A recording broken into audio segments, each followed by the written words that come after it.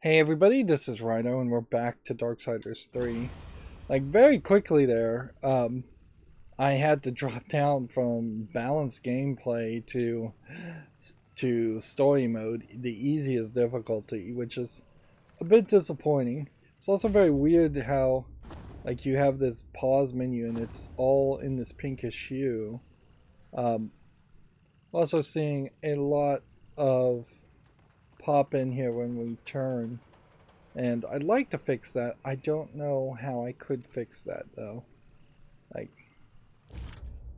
let's see. Of the video options, if anything was going to reduce pop-in, it would have to probably be view distance being lower.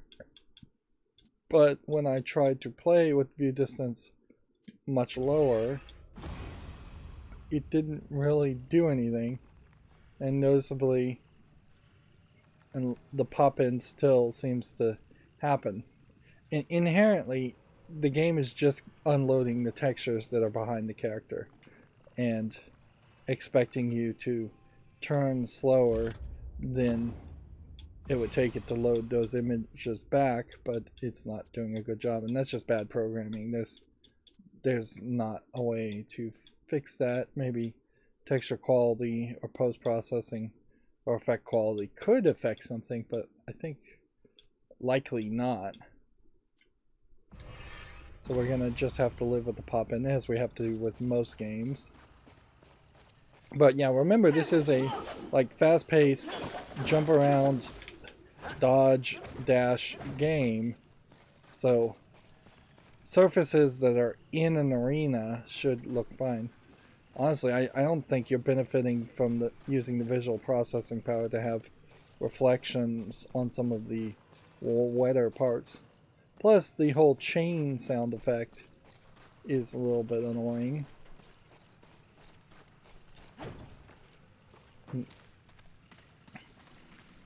We somewhat easily defeated the first of the 7 deadly sins. I'm not really expecting a lot of struggle from fighting the others at that rate. Or arguably maybe we were just in the... Maybe the other 7 deadly sins will be more, or maybe it'll just be more to the game in general. It may be the first act is collecting the 7 deadly sins and then getting potential skills and abilities from defeating the 7 deadly sins, and then it'll move the narrative a little bit further. So far we haven't seen a path that we can't really access, and I could use a health potion to refill my health, but I prefer not to. That being said, just sitting down and not doing anything won't slowly recover your health as it might in other games. I would be remiss in my duties if I didn't point out that even with the talisman, locating the other deadly sins will prove a challenge. Finding envy was easy enough. That was a gift. One I would not count on receiving twice. Envy was also, by far, the weakest of the deadly sins. Anything else to add? Only what I assume you already know. The armies of both heaven and hell have cordoned off the world of man into various areas of influence. Look around us. The upheaval we have seen is the very personification of the struggle between order and chaos. You have set for yourself an unenviable task, given these environs. That's what makes it fun. The other sins are hiding across this shattered world. They strike at angels and demons alike in their own selfish bids for power. Their hubris will lead me right to them. Perhaps. Feels like this should be a cutscene where the camera, at the very least, Whatever I need, moves I will take, Watcher. into this, looking at Fury. Fury as a character, honestly, I don't consider it a very good character design. I think the glowing eyes and the hair processing technology here is pretty bad. She definitely isn't a giant muscly character like Death and War in particular is hugely overly muscly. And so she does have more of that feminine build while still being somewhat muscly and still being armor clad. But I think the head is something that I would have wanted to see a second pass on. I doubt we'll ever open these doors or break the doors to enter other areas. It almost feels like we're going to spend such a significant amount of time on Earth to make up for the fact that in the second Darksiders game you don't spend much, if any, time on Earth, and even in the first Darksiders game, while you do spend some time on Earth, you also end up going to a lot of other places or locations that start to feel more fantastical than what you would expect as far as just a modern Earth would be like.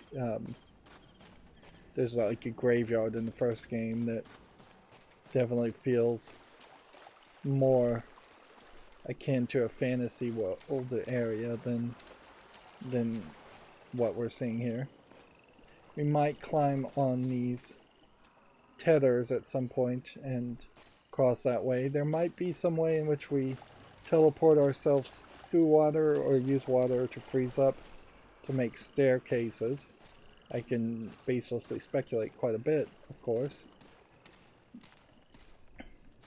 But at a certain level, it also just kind of feels like this game may just be a open world experience and an experiment on making an open world experience when none of the previous Darksider games have gone that route, which I think is an odd commitment to the original idea of each of the Darksider games being different styles of games, or at least somewhat varied styles of games. I think after such a long break, after it changing hands in ownership, or arguably there's a great argument that THQ Nordic and Embracer Group really are just the same people as THQ, and that they just filed bankruptcy to avoid paying massive amounts of debts. I don't think I'm going to be able to jump over into that area, and you can't attack things through the fences. But yeah, after such a long break, I think they should have reevaluated what worked in the first Darksiders game, tried to add a little bit of what may have been added in the second Darksiders game, but really mostly... Alright, that was a lot of health to lose, certainly. I want to listen to the annoying dinging, so I'm just going to use a health crystal. In the first game, though, you could buy those health crystals, and that led to a situation where if you were a pretty bad player, you could waste all your currency on buying health crystals and not spending your currency to like actively upgrade your equipment, which will help you more in the long run. And I guess that might be an indication that you're never coming back to that area. This is the salesman's platform, and also it is an interesting concept because it combines both being able to fast travel from one area to an area and purchasing upgrades. Or at least I think this is the platform. Looks like maybe they've changed the art up a little bit, and he didn't... Normally the salesman would just pop up right in front of that. Seems like we don't get that option. Maybe the salesman isn't around in this timeline. The timeline could be a little confused here because all of these actions that are happening right now could be occurring in parallel to the events of the first game, or before the events of the first game, or most of the first events. Yeah, these little Dreamweaver-like symbols are the indicator that the salesman is nearby, and this would be his platform. I can hear there's some kind of war would one day big monster. All this, but seeing it, his gifts are impressive. May I remind you, mistress, that you have no peer among your horsemen brethren. Alright, seems like we're going to start getting pickups more as we break things. But we're going to have to figure out the list of what is breakable and what would possibly give you an item because it's breakable.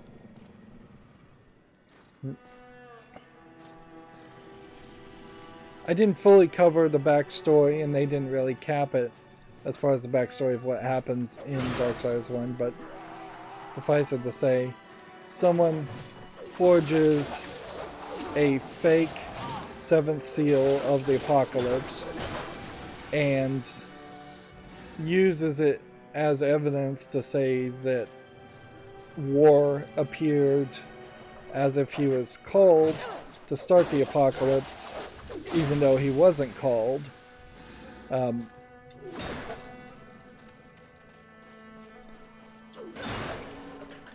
But then War breaks the fake version of the 7th seal to actually start the apocalypse at the end of the first game and call his siblings, so they also hear the call to arrive and start the apocalypse, setting potentially all 4 of the horsemen against everybody involved.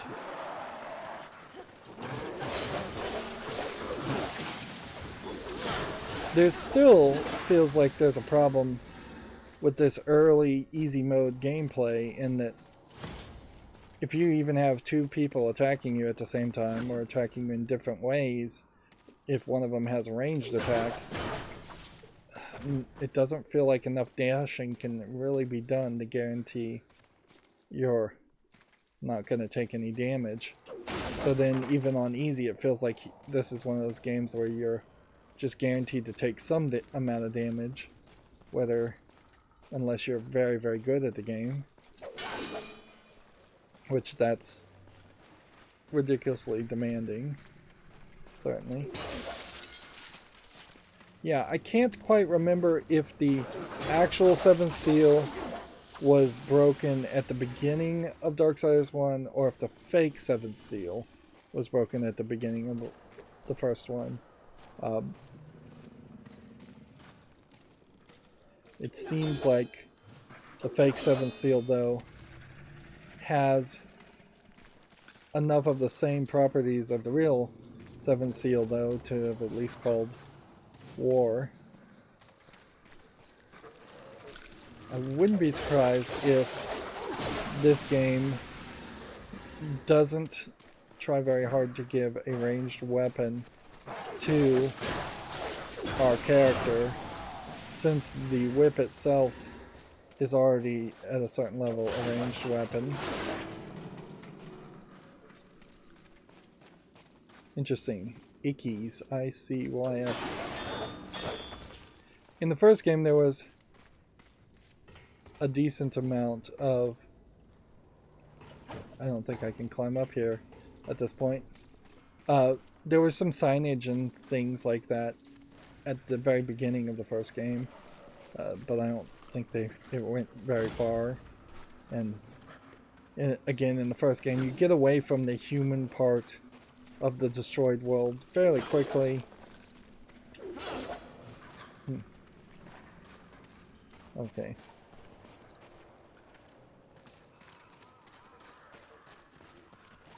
Let's see.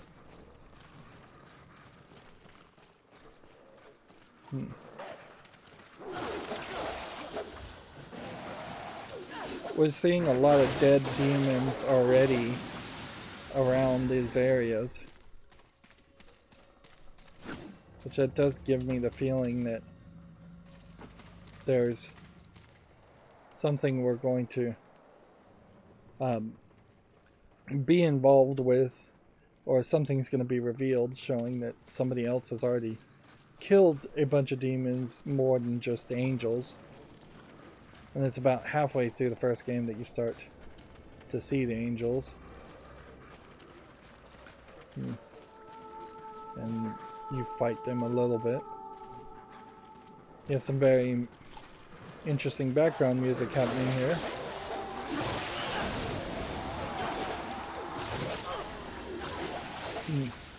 If these guys are in tight, narrow corridors, it might be fairly easy to kill them. But I imagine we won't spend a ton of time fighting enemies in tight, narrow corridors.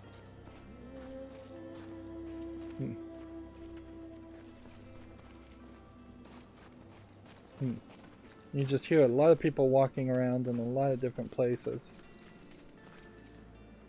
And yeah.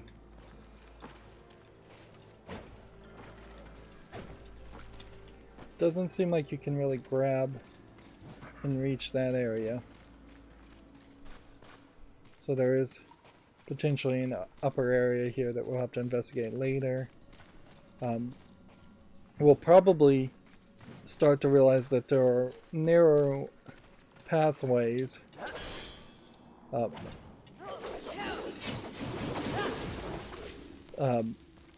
that there are narrow transition pathways throughout the game, and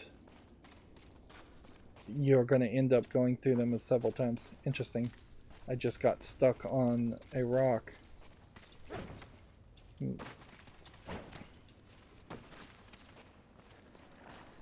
Yeah.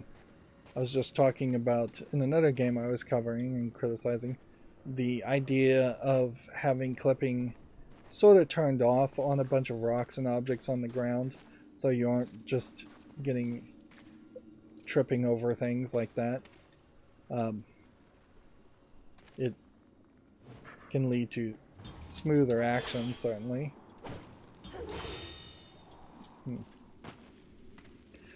I think there's a slight problem with the swing in that the camera doesn't really seem to want to lock in the right angle, so as you're swinging, the angle tends to not want to pivot upward so that you could see the indication. It's going to make it much more of an audio prompt than a visual prompt.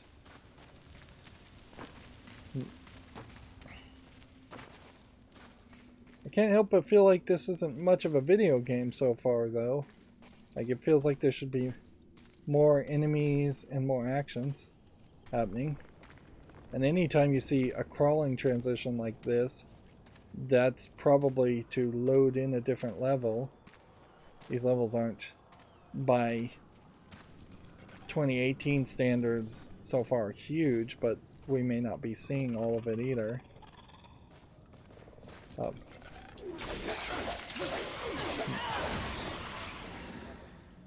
And I think Fury is in character, certainly, to just kill everything that she sees.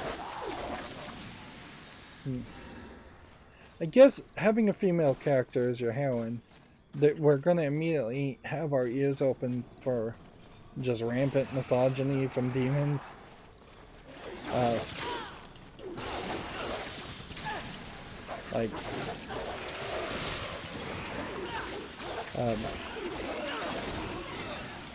I suspect they're just going to have snarling, voiceless enemies for a significant portion of the game. And we managed not to have an insult thrown out against Fury by Envy, who was kind of like a bird-like female character. This is our first indication of a place that will be a shortcut later. But yeah, I'd really like a map, and I'd really like to know if we've seen 10% of the world, or 1% of the world, or 50% of the world. Like, it could be anywhere.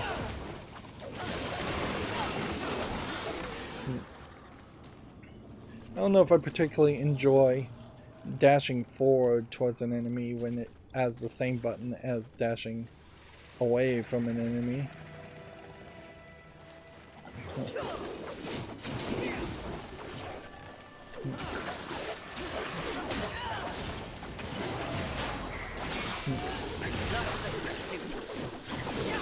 Press X to execute an arcane counter.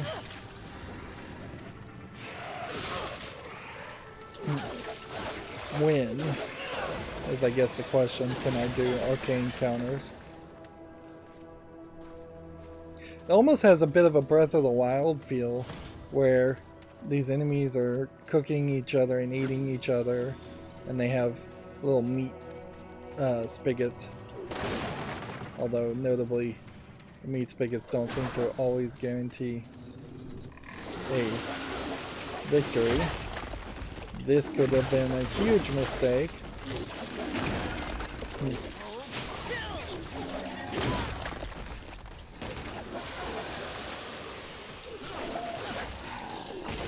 These monsters look different, certainly, from what I have seen in the previous games. Fortifier enhancement. Enhancements can be socketed into a weapon from your inventory. A socketed enhancement will confer the active benefit to the weapon and passive benefit to Fury mode. Alright, so. Click here. Do we have any sockets? Equipment enhancement. Plus 5 physical and arcane damage with this weapon. Plus 5 health. I seek the strength of heart and arms. Now, inherently, I don't know if socketing this means it goes in there permanently and never comes out, or if I can upgrade it, because it says it's an unfocused fortifier, which maybe means that there is a possibility that we could increase it, its ability, or we may just get a new weapon that defeats all of that. Here we have a different shortcut that is going to require a different ability.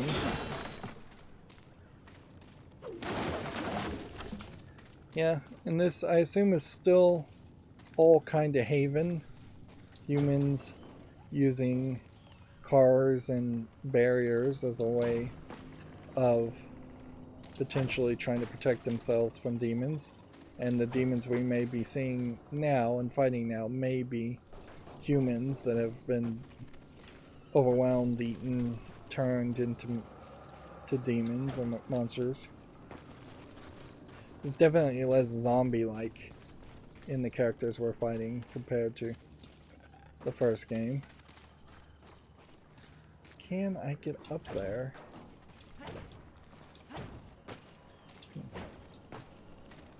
I don't think I can, so I would have to just assume that we're gonna unlock a triple jump. There are human survivors.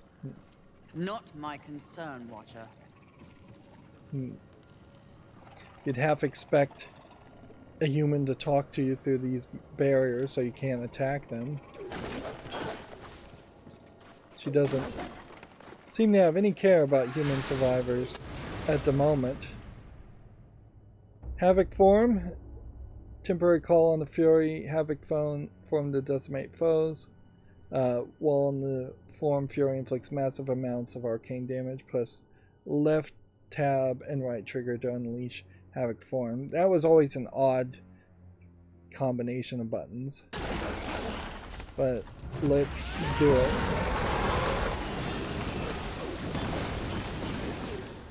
We can see in her Havoc form, she is not particularly as giant as the monster was in the first game. It's impressive. But is it just me, or is it out of place here? It is a maker tree. Most likely we will find refuge there. Yeah, the makers are kind of a species, a different species from a different planet. They're also involved in this apocalypse. So it's not really just like the apocalypse that's the end of the world as much as it's an apocalypse that's the end of all creation everywhere. So it was probably a waste to use the Havoc form, but they wanted me to do it. In the first game, you turn into a giant monster, and your Havoc form is mostly useful against fighting bosses and really, really big enemies, physically big enemies.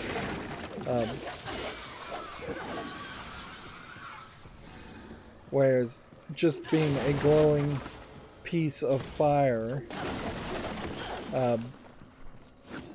stronger version of yourself, creates better scenarios where you can still work your way through an area like this. Notice there is not a lot of headroom here, and I imagine Fury is kind of a tall character just by default.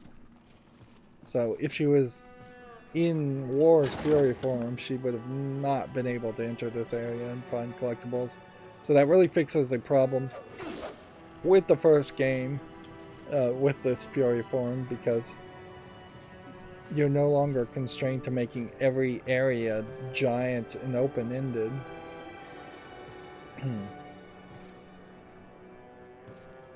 It kind of feels like you could just jump down there. Or not 100% sure that fall damage would kill you, or how much fall damage would kill you.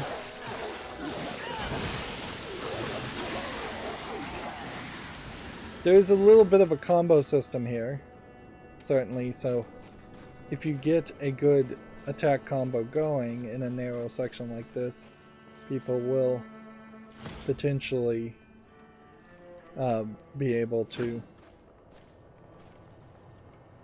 walk directly into your webs and take damage. I imagine we do get down to that area at some point. We may have already even been down in that area and just gone full circle.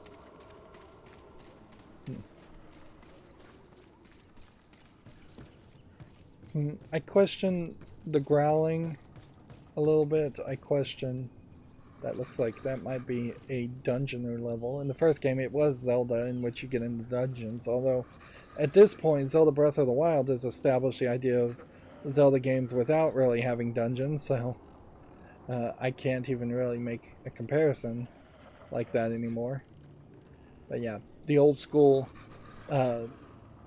Ocarina of Time style 3D dungeon environments were in the first game, and I would expect and like to see that become the case. You spent most of your game in the first and the second game in dungeons, and much more in the first, I would say, percentage-wise, because there really weren't any open world sections in the first game. Instead, it was just narrow transitions from dungeon to dungeon. And this feels like the first game in that we are, for the most part, still just doing narrow transitions from area to area, and I suspect that will be eventually a dungeon to a dungeon. Yeah. This implies, this blue glowing thing implies to me that we will get some long-range weapon eventually. We'll be able to shoot that, and when we shoot that, that will potentially give us some way to get up to that area, would be my guess. They're making use of this glowing fungus, which wasn't in the first game, as a way of better lighting, which that's always a nice improvement. Although then you look here and you just have the exact same doorway and the exact same hall four times high. That's kind of pathetically copy and pasted.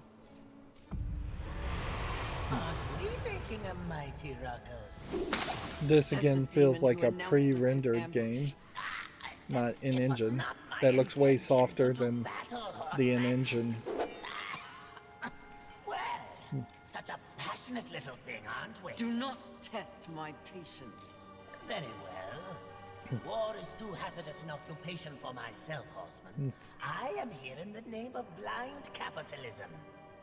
I hate that they put am the Vulgrim, A merchant button of to the skip damned, a when trader who you're deals not in pressing any souls buttons for first. profit. Even in the face of the apocalypse, one must endeavor to earn a living. And whose souls do you trade in? Angel, demon, or even human. All souls have value to me. I've seen the trail of bodies you've left in your wake. What would I require from you? That depends. What are your needs? Information. The 7 deadly sins. Whispers on the wind say that the fabled horseman One thing that would have overcomes improved the larger Fury's game. face is if she just had Victims of a grand a black pupil of What some do you sort know? instead of just all I know wide-outed that the eyes. first one's free. Call for me if you have souls to trade, and perhaps you will consider my wares valuable.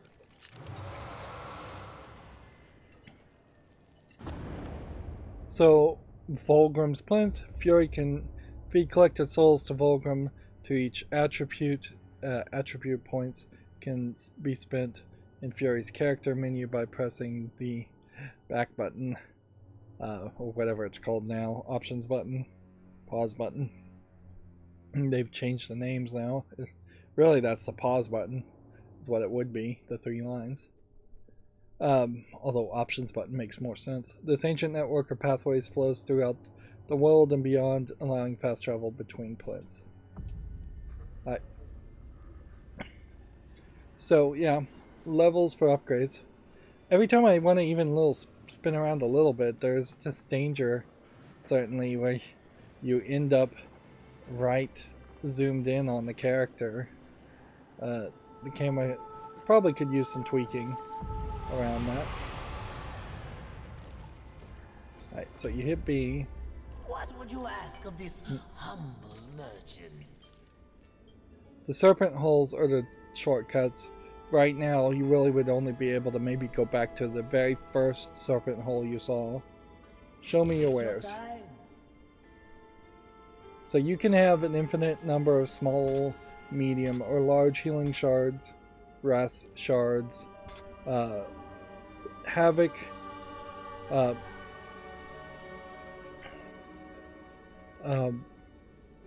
shard, I think, also replenishes wrath, which is pretty much, I think, the same as a wrath shard. Although, strength shard and arcane shards. The way this is done may be a little bit different.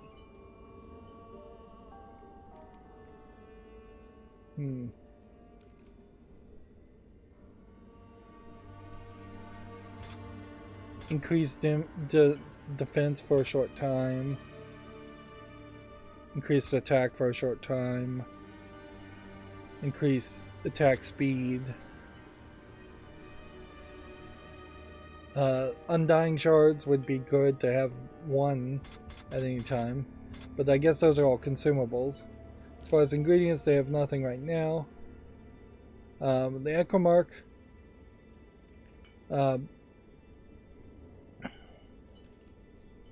So if you spend 1,000 for the Echo Mark, you can undo all of the Fury's attribution points, so you can respec effectively.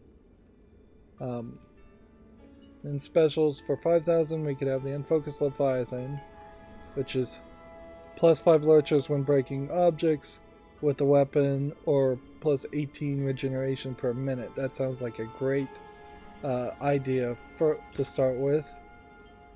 Or we could get the Unfocused Rage, which is 10% the chance weapon spells Wrath when it kills an enemy, and 10% Wrath reward on Wrath lurchers. Or the increase the Neptune's Respite by 75, so more health. I think you start with this. So the question is, can I get As you wish. to Farewell for now. my... Can I get to 5,000? This menu is pretty bad. Okay. If I break this, I'll get to 3,000. If I break this, I'll get to 3,100. Not much more there, not much more there. So they don't seem like they really want you to get that far ahead. So, let's see if we can just feed souls. This will be fun for both of us. Okay. So you hold wide to feed souls. And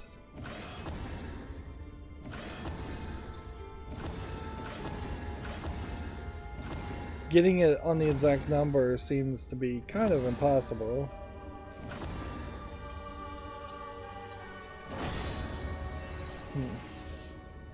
And so that's one attribute point. Do we want to do 2 attribute points?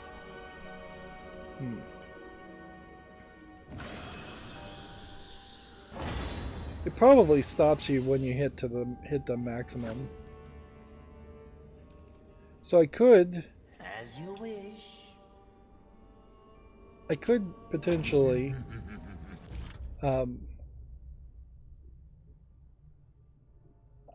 I could potentially break the 1,000 crystal and upgrade another thing. 5% increased damage or 20 extra health.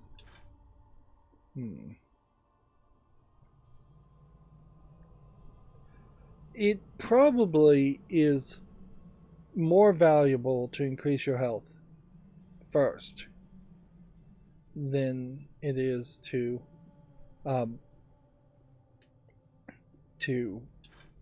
increase your strength. I like the idea of a good offense being a good defense, but what is going to happen more often than not is when you start to struggle, I suspect you're struggling with the boss, which means you need more health and you need more refilled when you use the Neptune's Respite. Right now, Neptune's Respite gives you 150 if I upgrade it. Did I upgrade it? I don't think I held it all the way. There, and we got an achievement for that. Does that upgrade Neptune's Respite? No.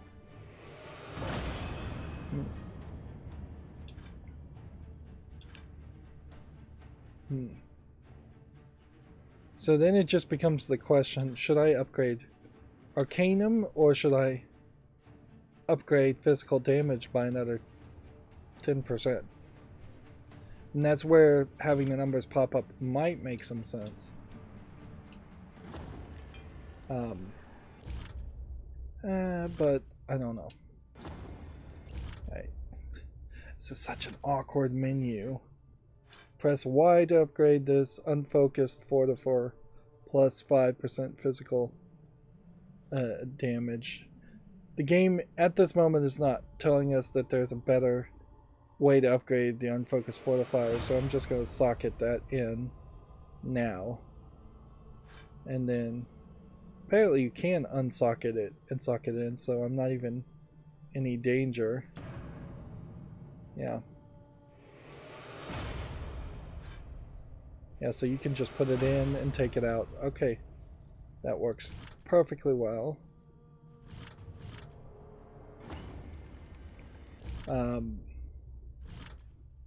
Then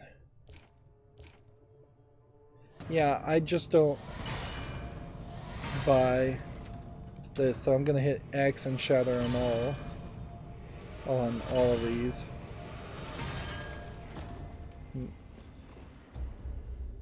What would you ask? Take your time. And let's see. That's not going to get us anywhere to 5,000. Plus 5 lurchers for having the unfocused Leviathan almost certainly isn't worth it anyways. I think these specials are probably bad deals. And again, this feels like something that would have been in an MMO or something, to have a shop in a store like this, or even the idea of microtransactions. We probably will find an unfocused Leviathan in the actual game for free, so we definitely, I think, don't want to buy that. You feed it to him, but he's not like animating the action of eating anything, eating the souls. As you wish. Do make sure they scream, horseman. Pretty much everybody is a bad guy from a human perspective in this game. And this demon is no exception.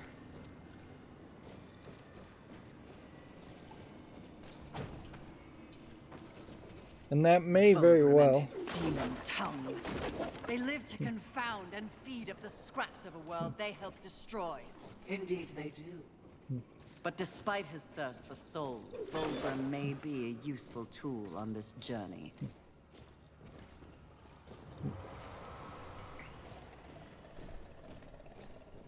Let's see. I'm hearing people. Let's go over here and grab this. Getting 5 lurchers from breaking objects. It's probably not going to be that many lurchers after a short amount of time. The real amount of your currency is going to come from probably defeating bosses or defeating enemies or finding collectibles.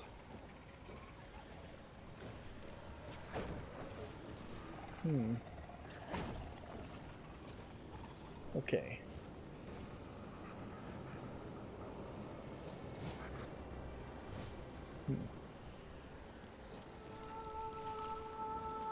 Was there supposed to be a swing point? The game seems to indicate that there are scratches on the tree branch, and that means I'm going to jump and swing on the tree branch.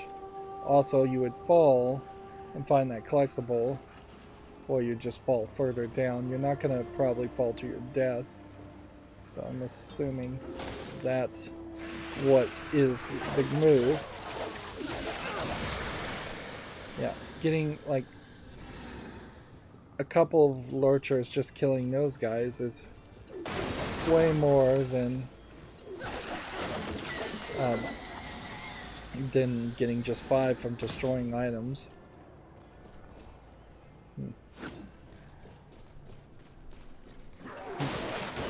But it feels like you should be getting something for destroying items from the beginning. Well, computer desks and chairs. Otherwise, the whole destructible environment early on in this game just feels pointless. Then destroying something small like this seems to be out of your range of your whip. Yeah, I can't help but feel that that was a case, though, of them giving you a break from fighting small enemies just to have you immediately turn around and fight more enemies. Yeah, we have another section that's blocked off. And once again, I got stuck on a ledge. Yeah. This might very well be that the entire world, or at least a part of the world, an area of the world, is more interconnected than the first game, but still fairly small, and pretending to be kind of an open world. They seem to have taken over everything. Indeed, mistress.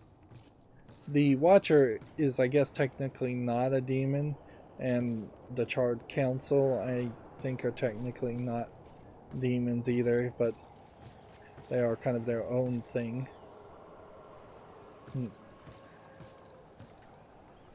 There we can see something flying around. Some lurker souls.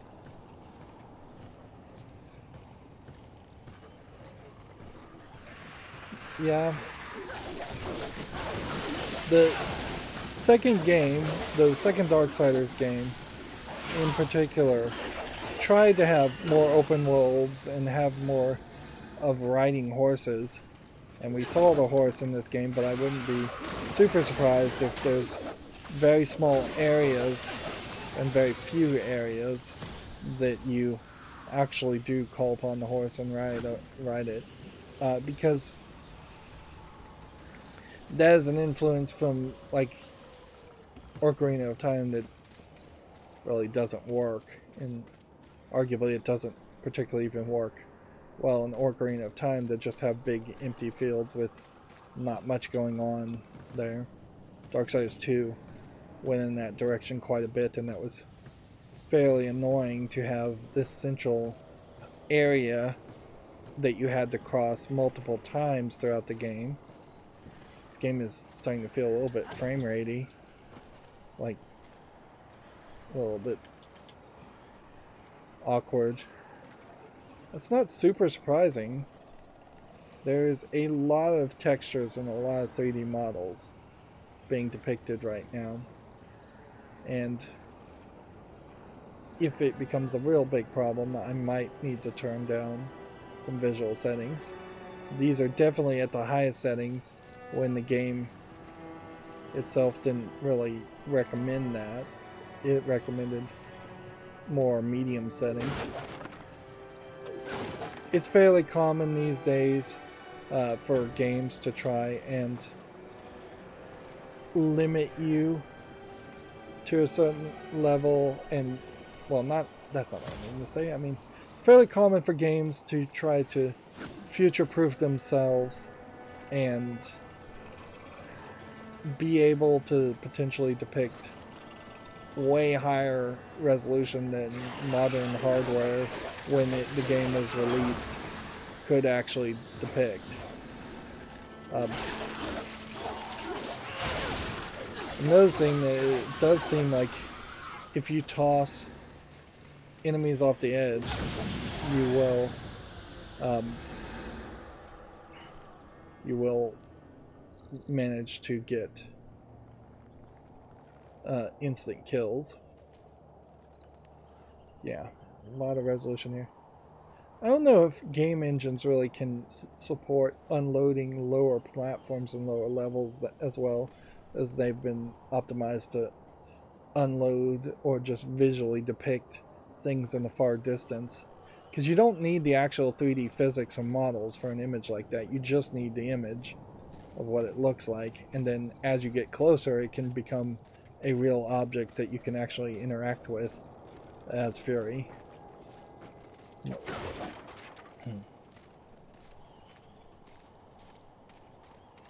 This is a direction that we can go, and this is a direction that we can go, and this direction seems to take you to the tree, so it almost seems like you would have to go to the tree first. In fact, it seems like you absolutely have to go to the tree first, because I do not have an ability to make that jump otherwise.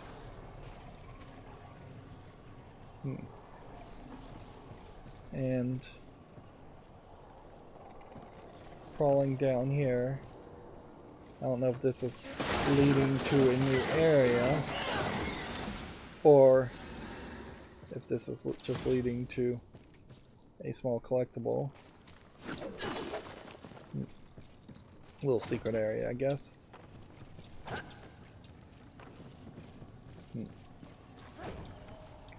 We're probably at the point where the game should begrudgingly tell Fury that she has to save the humans, she has to work with the makers, she has to do something that she probably doesn't want to do other than just killing the 7 deadly sins and or trapping their souls. Actually, speaking of souls, I think I remember at the end of the second game, Death jumps into the Well of Souls and potentially resurrects all the Nephilim that were trapped in the Well of Souls. I'm curious as to which who could be remains here. a whole Anyone. army. I don't like how her hair just magically sticks up a lot either. Although, in all fairness, War had a hood on most of the time in his game, so he didn't have to worry about that. And I think Death was basically bald as a skeleton, so this may be their first attempt at any real hair technology. Do I really have enough to justify even dealing with him again? Let's see.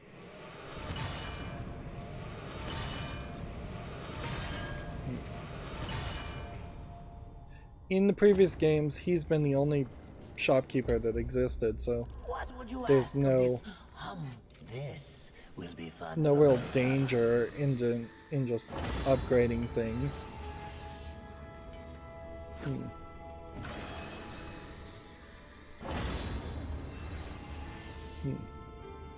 As you wish.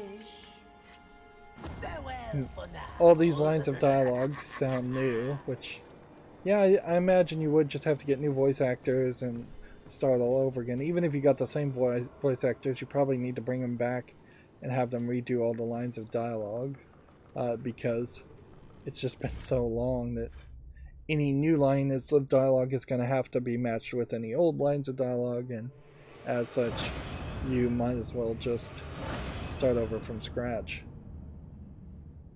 20% physical damage. What I'm looking for here is the ability to kill these low-level enemies in one less hit, or kill the medium strength enemies in one less hit.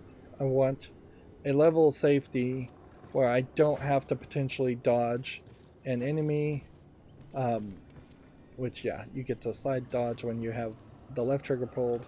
You get a back dodge or forward dash if you're not doing that. If you're holding left trigger and you press forward and press back, it's a different kind of dodge. And if you're hitting left or right and you're not locked on to something with the left trigger, it's a completely different type of attack.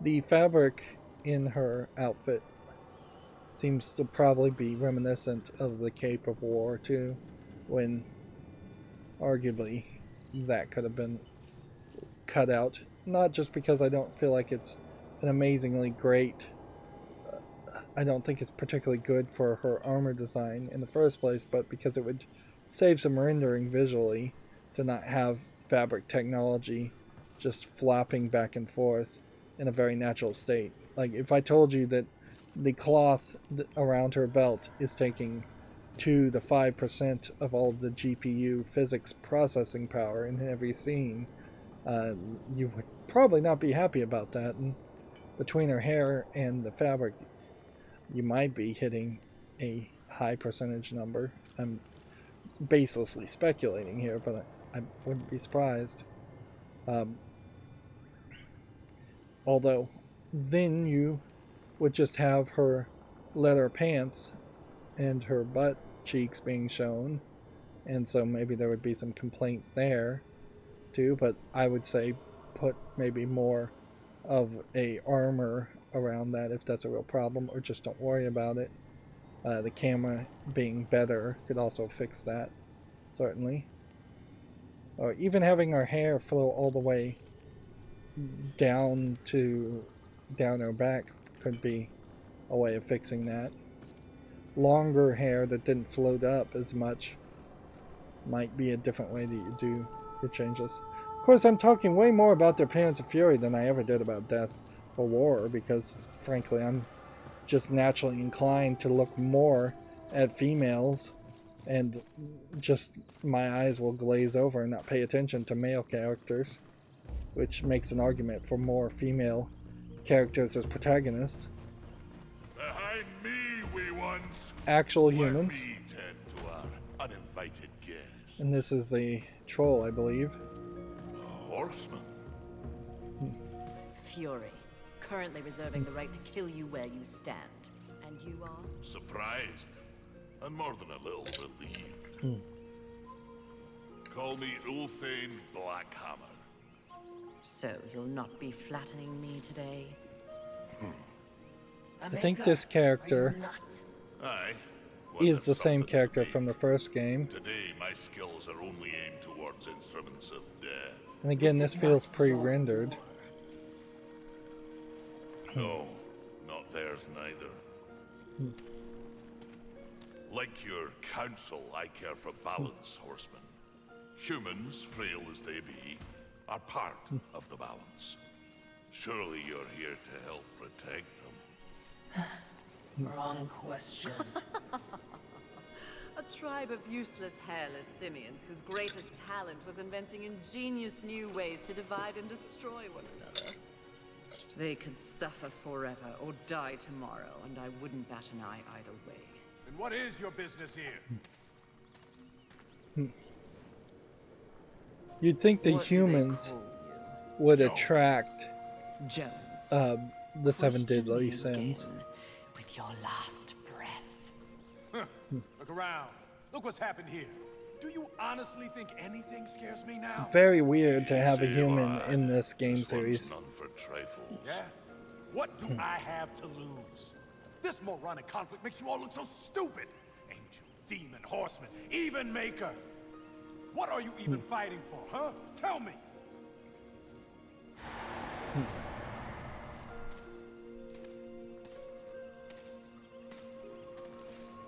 I like this one. You may continue breathing, Jones.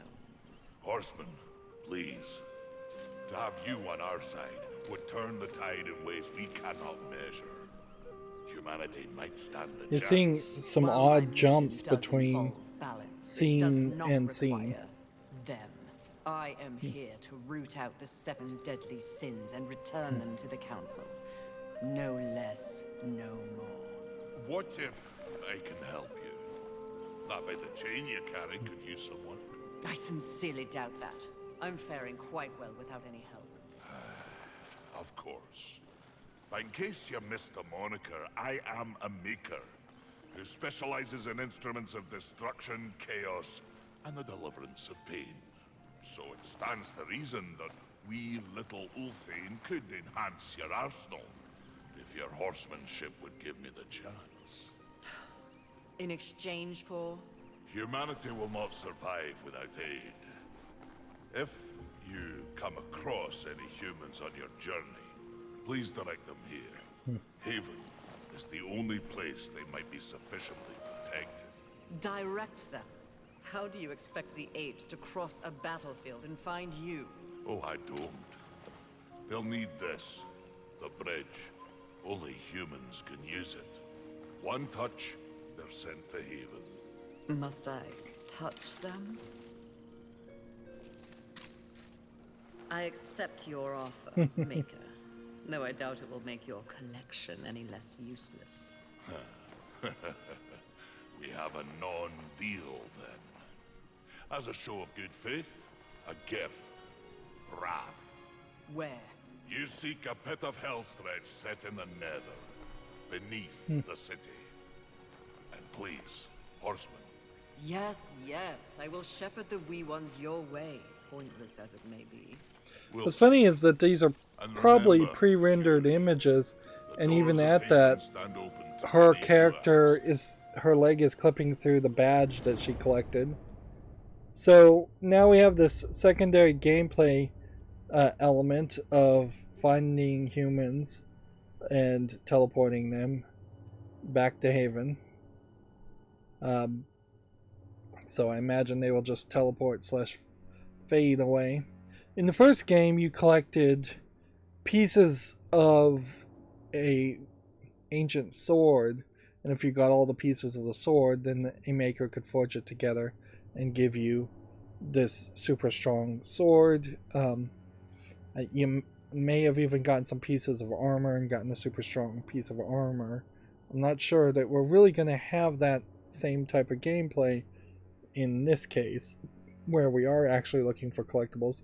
I wouldn't be surprised if the humans are technically the collectibles, and there's 50 or 100 or maybe even 200 humans that you have to find throughout the game to get rewards. If it is a high number like 200, you'd expect to get a couple of rewards.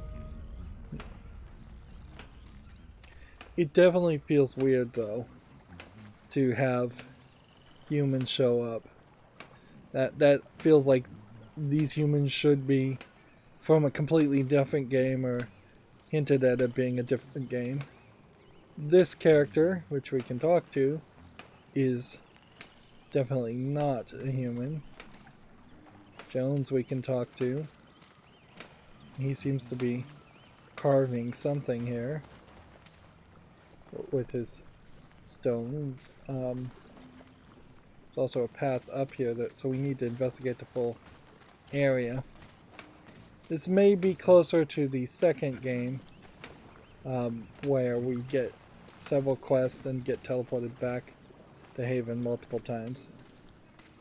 Let's see, let's talk to this guy first. What do you need, Horseman?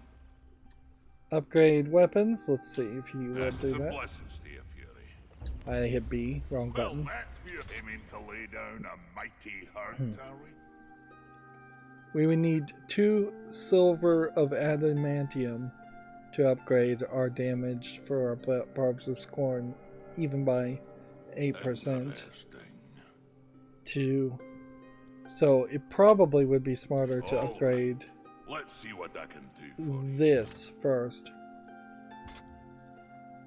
We would need an angelic artifact to increase the health by +8 instead of 5, and then you keep going through angelic fortifier